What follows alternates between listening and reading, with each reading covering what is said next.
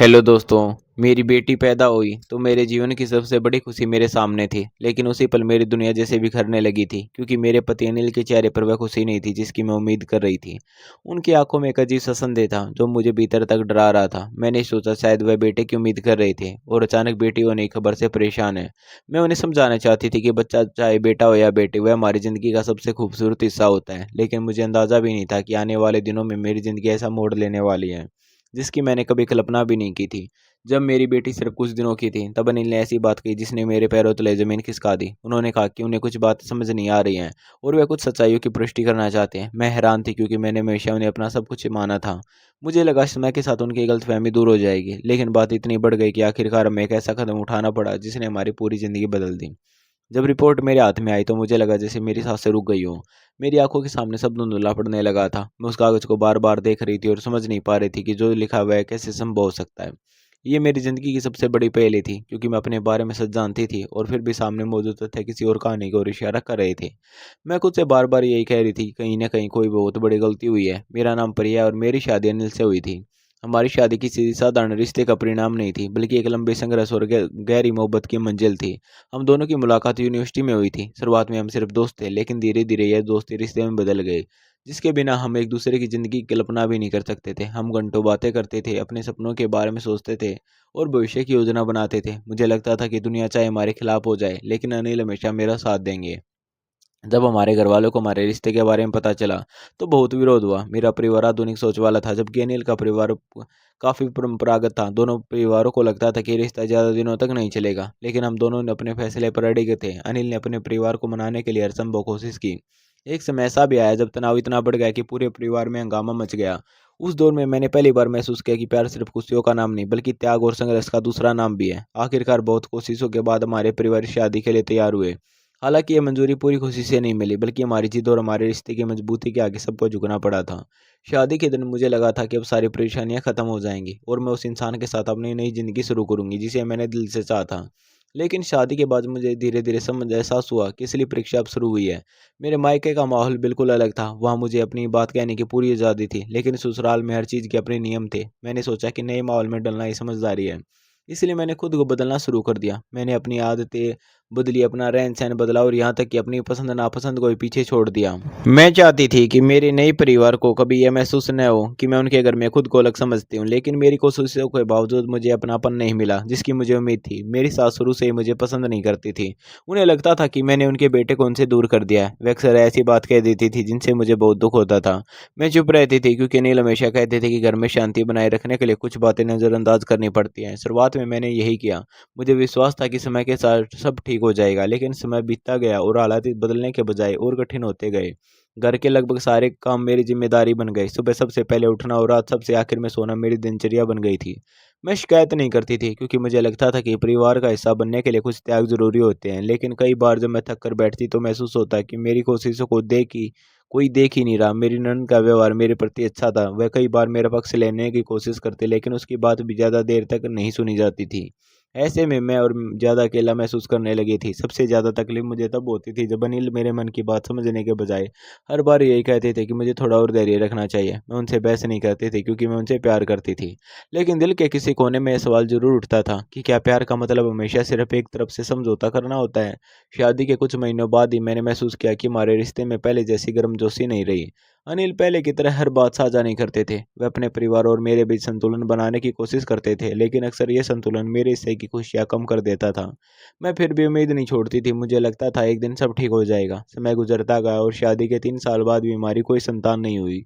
अब घर में एक नया विषय शुरू हो गया था कि बातचीत किसी न किसी तरह इस बात पर आकर रुक जाती थी। मुझे महसूस कराया जाने लगा कि शायद समस्या मुझ में है। मैंने कई बार जाँच करवाई और डॉक्टर से सलाह ली, लेकिन कोई बड़ी समस्या सामने नहीं आई। फिर भी माहौल ऐसा बन गया था कि मैं खुद को दोषी समझने लगी थी। धीरे-धीरे तनाव ने मेरे स्वास्थ्य पर असर डालना शुरू कर दिया। मैं अक्सर उदास रहने लगी थी, लेकिन इन सब के बीच भी मैं उम्मीद का दामन नहीं छोड़ना चाहती थी। एक दिन मेरी सास मुझे एक डॉक्टर के पास लेकर गई। उन्होंने कहा कि पूरी जांच करवा लेनी चाहिए ताकि भविष्य में कोई परेशानी न रहे। मैंने बिना किसी सवाल के उनकी बात मान ली। कुछ टेस्ट हुए और कुछ दवाइयाँ दी गई। उन दवाइयों को लेने के बाद मुझे अक्सर बहुत ज़्यादा नींद आने लगी थी। मैंने सोचा शायद यह इलाज का हिस्सा होगा, इसलिए मैंने इस बात पर ज़्यादा ध्यान नहीं दिया। कुछ समय बाद एक दिन मेरे पेट में अचानक बहुत तेज़ दर्द हुआ। दर्द इतना ज़्यादा हुआ था कि मैं ठीक से खड़ी भी नहीं पा रही थी। मुझे अस्पताल ले जाया गया और उसके बाद मुझे बस इतना याद है कि सब कुछ धुंधला होने लगा था। जब मेरी आँख खुली तो काफ़ी समय बीत चुका था। मुझे बताया गया कि मैं लंबे समय तक बेहोश रही थी। उस समय मुझे कुछ भी असामान्य नहीं लगा क्योंकि मैं अपनी हालत को लेकर खुद ही परेशान थी। लेकिन बाद में मुझे एहसास हुआ कि शायद उस दिन मेरी ज़िंदगी में कुछ ऐसा हुआ था जिसके बारे में मुझे कभी बताया ही नहीं गया। अस्पताल से लौटने के बाद धीरे-धीरे मेरी तबीयत बेहतर होने लगी और फिर एक दिन वह खबर आई जिसका मैं वर्षों से इंतज़ार कर रही थी। मैं माँ बनने वाली थी। उस पल मेरी खुशी का कोई ठिकाना नहीं था। अनिल भी बहुत खुश नज़र आए। घर का माहौल अचानक बदल गया। मेरी सास जो पहले अक्सर मुझसे नाराज़ रहती थी अब मेरा खास ख्याल रखने लगी। मुझे आराम करने की सलाह दी जाती थी। मेरी पसंद का खाना बनाया जाता था और पहली बार मुझे लगा कि शायद अब मेरी ज़िंदगी सचमुच बदलने वाली है। मेरी सास हर समय मेरा ध्यान रखती थी। वह मुझे ज़्यादा काम नहीं करने देती थी और बार-बार यही कहती थी कि अब मुझे अपनी सेहत का ध्यान रखना चाहिए। अनिल भी पहले से कहीं ज़्यादा समय मेरे साथ बिताने लगे थे। कई बार मैं सोचती थी कि शायद एक बच्चे का इंतज़ार ही वह कमी थी, जिसने हमारे रिश्ते को कमज़ोर कर दिया था और अब सब कुछ पहले जैसा हो जाएगा। गर्भावस्था के दिन धीरे-धीरे गुजर रहे थे। मैं अपने आने वाले बच्चे के लिए छोटे-छोटे कपड़े खरीदती, उसके लिए सपने बुनती और घंटों उसके भविष्य के बारे में सोचती रहती।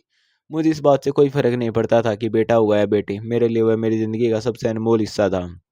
लेकिन घर में कई बार ऐसी बातें सुनाई देती, जिनसे मुझे ये एहसास होता कि कुछ लोगों की उम्मीद मुझसे अलग है। मेरी सास अक्सर मुस्कुराते हुए कहती कि इस बार घर में एक छोटा-सा वारिस आने वाला है। मैं हर बार हँसकर बात टाल देती। मुझे लगता था कि बच्चे की दुनिया में आने से पहले किसी उम्मीद या दबाव का बोझ नहीं देना चाहिए। समय बीतता गया और आखिरकार वह दिन आ गया जिसका मैं महीनों से इंतज़ार कर रही थी। कई घंटों की तकलीफ़ और बेचैनी के बाद मैंने एक प्यारी-सी बेटी को जन्म दिया। जब पहली बार मैंने उसे अपनी बाहों में लिया, तो ऐसा लगा जैसे सारी दुनिया मेरी मुट्ठी में आ गई हो। उस छोटी उँगलियाँ, उसकी मासूम आँखें और उसका मासूम चेहरा देखकर मेरी आँखों में खुशी के आँसू आ गए। मुझे लगा था कि ये खुशी पूरे परिवार में फैल जाएगी। लेकिन मुझे जल्द ही महसूस हो गया कि हर किसी के चेहरे पर वही भाव नहीं थे जो मेरे दिल में थे। मेरी सास अस्पताल नहीं आई। मैंने सोचा शायद वह किसी वजह से नहीं आ पाई होंगी। अनिल भी आए ज़रूर, लेकिन वह बहुत चुप थे। मैंने कई बार उनसे बात करने की कोशिश की, लेकिन वह हर बार कोई न कोई बहाना बनाकर बात टाल देते। उस समय मैंने उसकी चप्पी को थकान समझा। मुझे लगा कि कुछ दिनों में सब सामान्य हो जाएगा, लेकिन ऐसा नहीं हुआ। घर लौटने के बाद मुझे एहसास होने लगा माहौल फिर बदल गया। जो लोग कुछ समय पहले मेरा खास ख्याल रख रहे थे, वही अब मुझसे दूरी बनाने लगे थे।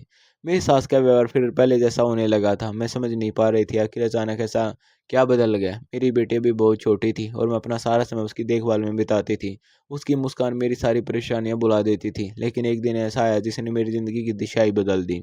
उस शाम अनिल घर लौटे तो उनके चेहरे पर गुस्सा और बेचैनी साफ दिखाई दे रही थी। उन्होंने आते ही मुझसे कुछ ऐसे सवाल पूछने शुरू कर दिए जिनका कोई मतलब मुझे समझ नहीं आ रहा था। वह बार-बार कुछ पुरानी बातों का ज़िक्र कर रहे थे। मैं हैरान थी कि अचानक उन्हें ये सब क्यों याद आने लगा। उन्होंने कहा कि कुछ बातें उन्हें परेशान कर रही हैं और वो उनका जवाब चाहते हैं। मैंने शांत रहकर उनसे पूछा कि आखिर बात क्या है? लेकिन उन्होंने सीधा जवाब देने के बजाय ऐसे संकेत देने शुरू कर दिए जिनसे मुझे महसूस हुआ कि उनके मन में मेरे प्रति कोई गंभीर गलतफ़हमी पैदा हो चुकी है। मैं स्तब्ध रह गई। इतने सालों का रिश्ता, इतने संघर्षों के बाद बनी शादी और इतने भरोसे के बाद भी अगर कोई इंसान अपने जीवन साथी पर सवाल उठाने लगे, तो उससे बड़ा दुःख क्या हो सकता है? मैंने उन्हें समझाने की कोशिश की, वह जो सोच रहे हैं वह सच नहीं है। लेकिन ऐसा लग रहा था जैसे किसी ने उनके मन में शक का ऐसा बीज बो दिया हो, जो अब एक पेड़ बन चुका हो। कई दिनों तक हमारे बीच यही तनाव बना रहा। मैं हर बार उन्हें भरोसा दिलाने की कोशिश करती और वह हर बार और ज़्यादा उलझे हुए दिखाई देते। आखिरकार बात इतनी आगे बढ़ गई कि उन्होंने एक जांच करवाने की बात कही ताकि सारी शंकाएं हमेशा के लिए खत्म हो जाए।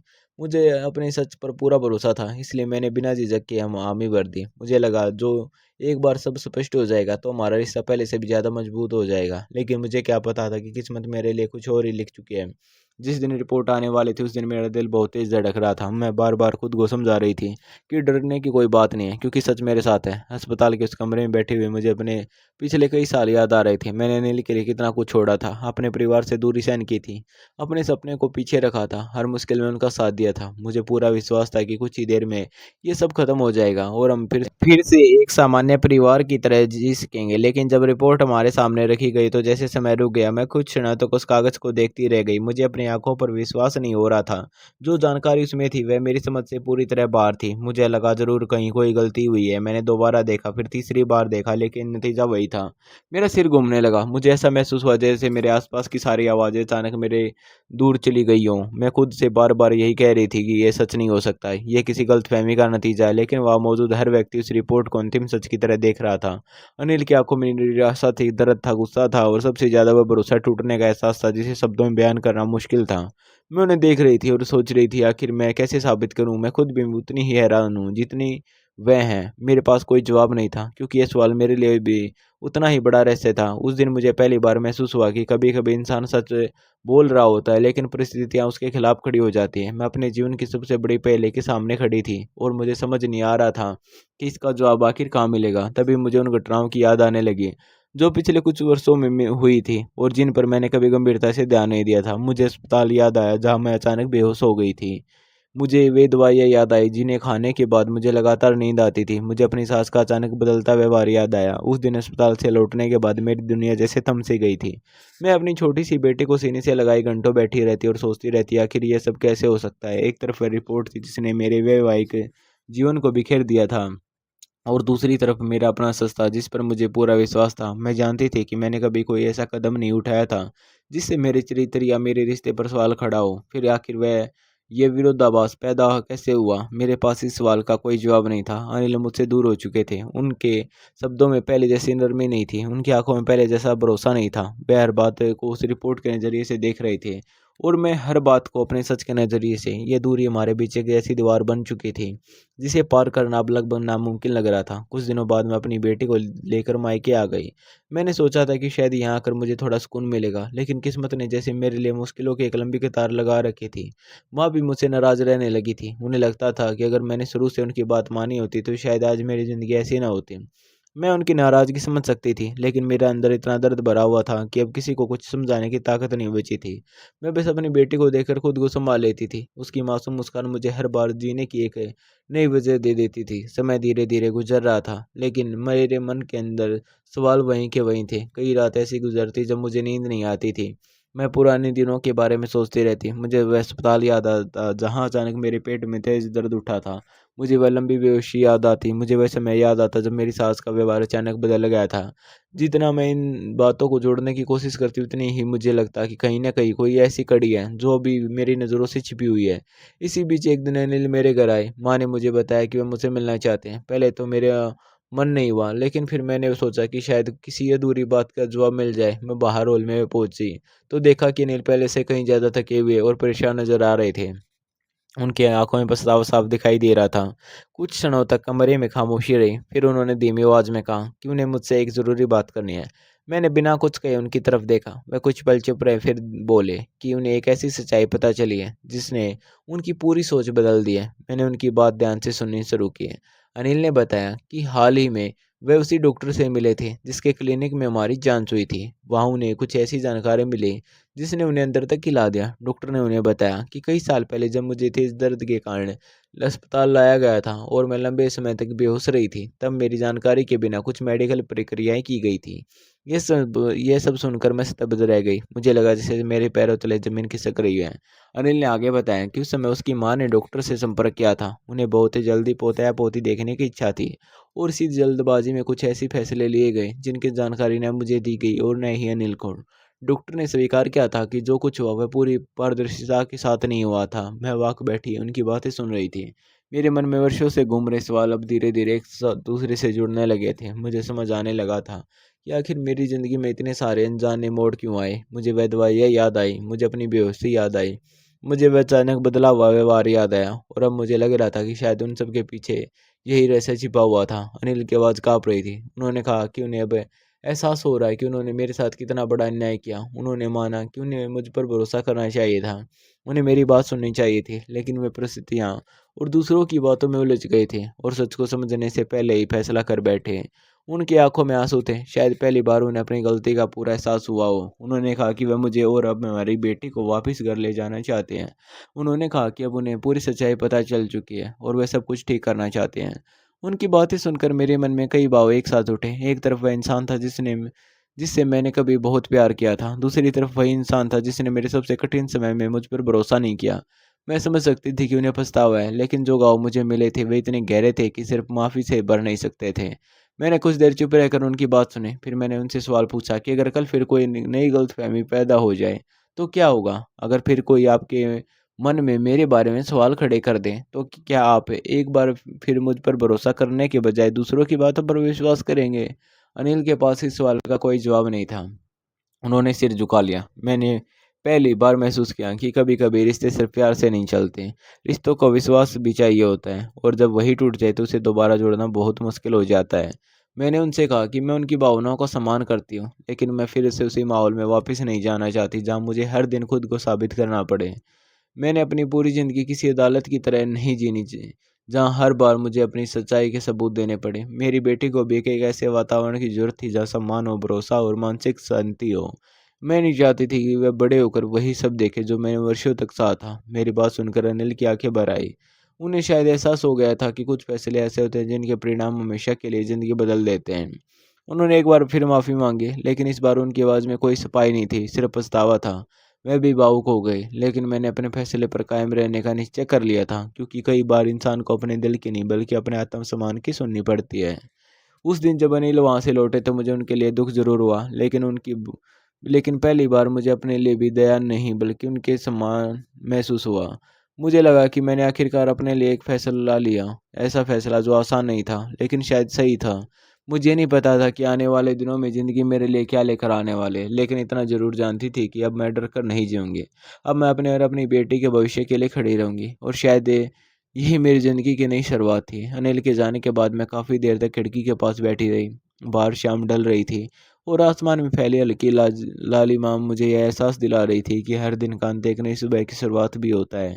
मेरी गोद में मेरी बेटी सो रही थी। मैं उसके मासूम चेहरे को देख रही थी और सोच रही थी कि शायद भगवान ने मेरी ज़िंदगी में किसे किसी वजह से भेजा है। जब भी मैं टूटने लगती, इसकी एक मुस्कान मुझे फिर से संभाल लेती थी। उस दिन मैंने फैसला कर लिया कि अब मैं अपने अतीत की कैदी बनकर नहीं रहूँगी। मैं उन बातों को नहीं बदल सकती जो हो चुकी थी, लेकिन अपने आने वाले कल को ज़रूर बदल सकती थी। अगले कुछ हफ्तों में अनिल ने कई बार मुझसे संपर्क करने की कोशिश की। कभी फ़ोन करते, कभी किसी रिश्तेदार के हाथ संदेश भिजवाते, लेकिन मैंने कोई जल्दबाजी नहीं दिखाई। मैं जानती थी कि उनके मन में पछतावा सच्चा है, लेकिन मेरे दिल के घाव भी सच्चे थे। जिन दिनों मुझे सबसे ज़्यादा सहारे की ज़रूरत थी, उन्हीं दिनों मेरे चरित्र और मेरे विश्वास पर सवाल खड़े कर दिए गए थे। किसी भी रिश्ते में गलती हो सकती है, लेकिन जब भरोसा टूटता है तो उसे जोड़ने बहुत समय लगता है। मैंने अपनी पूरी ऊर्जा अपनी बेटी की परवरिश में लगानी शुरू कर दी। धीरे-धीरे मेरा ध्यान दुखों से हटकर ज़िम्मेदारियों की तरफ जाने लगा। मैं उसके लिए कहानियाँ सुनाती, उसके साथ खेलती और उसके भविष्य के बारे में सपने देखती। हर दिन के साथ मुझे महसूस होने लगा कि मेरी ज़िंदगी खत्म नहीं, बल्कि एक नए रूप में शुरू हुई है। उधर अनिल भी अपनी गलतियों के परिणामों का सामना कर रहे थे। उन्हें धीरे-धीरे एहसास हो रहा था कि किसी भी रिश्ते की सबसे बड़ी ताकत भरोसा होता है, और जब वही कमज़ोर पड़ जाएँ तो प्यार भी अकेला कुछ नहीं कर सकता। दोस्तों, आपको कहानी कैसी लगी कमेंट करके ज़रूर बताएँ, और चैनल पर नए तो चैनल को सब्सक्राइब